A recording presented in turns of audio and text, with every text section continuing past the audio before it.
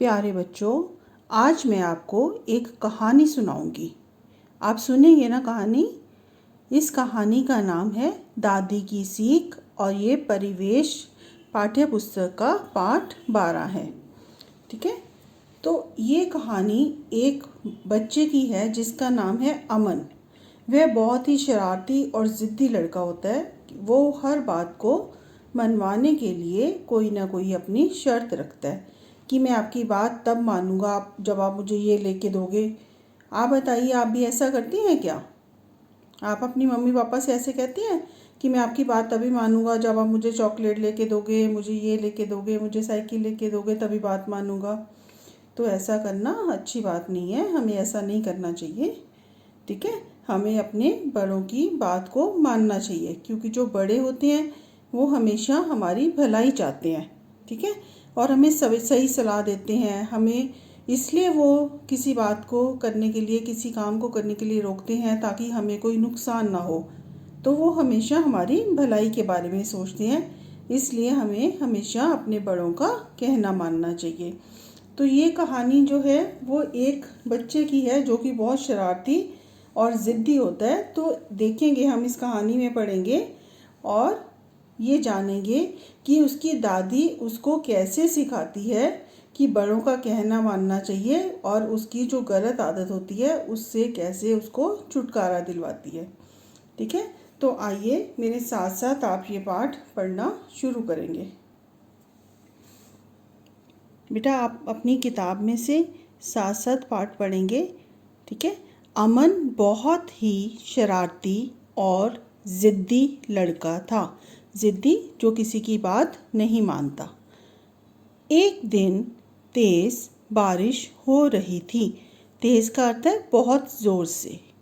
ठीक है, वह बारिश में भीगने की ज़िद करने लगा।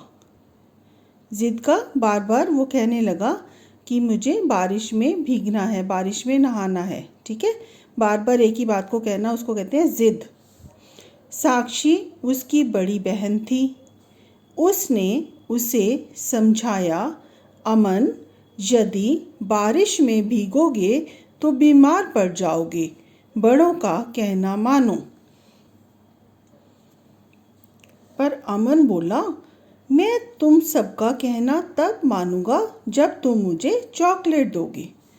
अमन की बात सुनकर साक्षी को बहुत बुरा लगा, क्योंकि अच्छी बात नहीं है ना इस तरह से कहना कि आप मुझे अगर चॉकलेट दोगे तभी आपकी बात मानूंगा। तो उसकी बड़ी बहन को ये सुनकर बहुत बुरा लगा। साक्षी ने यह बात अपनी दादी को भी बताई। कुछ दिनों बाद अमन ने दादी से भी इसी प्रकार कहा। अब वह इसी तरह हर बात को मानने के लिए कुछ ना कुछ अपनी मांग रखता। परिवार के सभी सदस्य जो मेंबर परिवार के लोग, ठीक है, इस बात से परेशान थे। किसी को सूझ नहीं रहा था कि अमन को किस प्रकार समझाया जाए। सूझ का अर्थ है किसी को कोई उपाय समझ में नहीं आ रहा था कि अमन को किस प्रकार से समझाया जाए ताकि वो इस तरह की बात ना करे। धीरे धीरे दिन बीतते गए। कुछ दिनों बाद अमन का जन्मदिन आया। घर में खूब मौज मस्ती हुई। सब ने उसे तरह तरह के उपहार दिए। उपहार का अर्थ है तोहफे। ठीक है, गिफ्ट। उपहार लेकर अमन बहुत खुश हुआ। अब उसका मन जल्दी से सब उपहार खोलकर देखने को कर रहा था।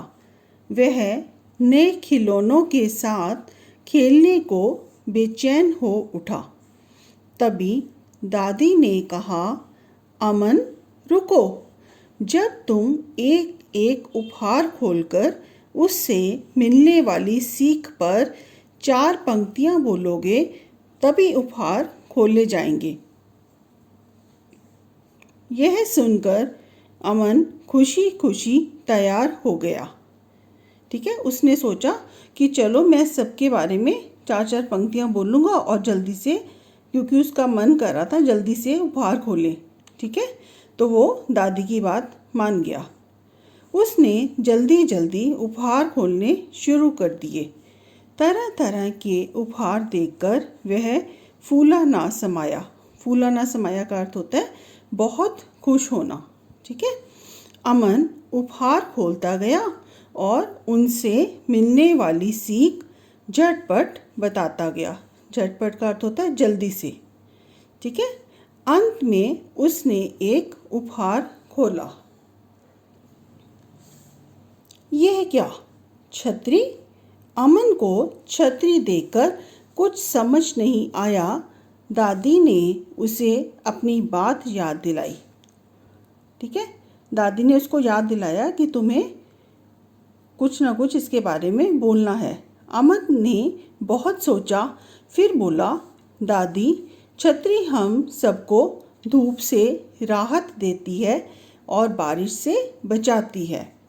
दादी बोली, अमन बेटा, एक बात बताओ, क्या छतरी खुलने से पहले हमसे कुछ मांगती है?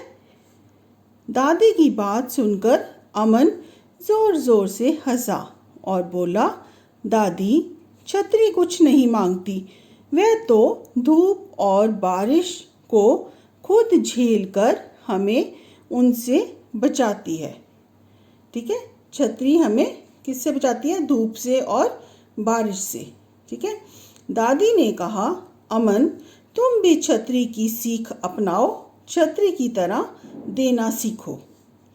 अब अमन को अपनी गलती समझ में आ गई थी। क्या गलती समझ में आ गई थी? कि वो हर काम करने से पहले कुछ ना कुछ मांग रखता था। ठीक है। कोई ना कोई चीज़ मांगता था कि मैं तब ये बात मानूंगा अगर आप मुझे कोई चीज़ लेके दोगे तब। उसने दादी को वचन दिया कि अब वह कभी किसी भी काम को करने से पहले कुछ नहीं मांगेगा। तो इस प्रकार से अमन को अपनी गलती का एहसास हो गया था और उसने अपनी दादी से वादा किया, वचन दिया, प्रॉमिस किया। ठीक है। वादा किया कि वो अब किसी भी काम को करने से पहले कुछ भी नहीं मांगेगा। तो इस तरह बेटा आप भी अपने बड़ों का कहना हमेशा माना करें और इस तरह से कोई भी चीज़ मांगना अच्छी बात नहीं होती। ठीक है। इस तरह से अगर हम करते हैं तो हमें गलत आदतें पड़ जाती हैं, फिर हम हर बार यही काम करना शुरू कर देते हैं जो कि अच्छा नहीं लगता। तो इसलिए हमें इस तरह का व्यवहार नहीं करना चाहिए और हमेशा ही अपने बड़ों का कहना मानना चाहिए। ठीक है। और इस पाठ को आप अच्छे से पढ़ेंगे और इसके कठिन शब्दों को याद करेंगे।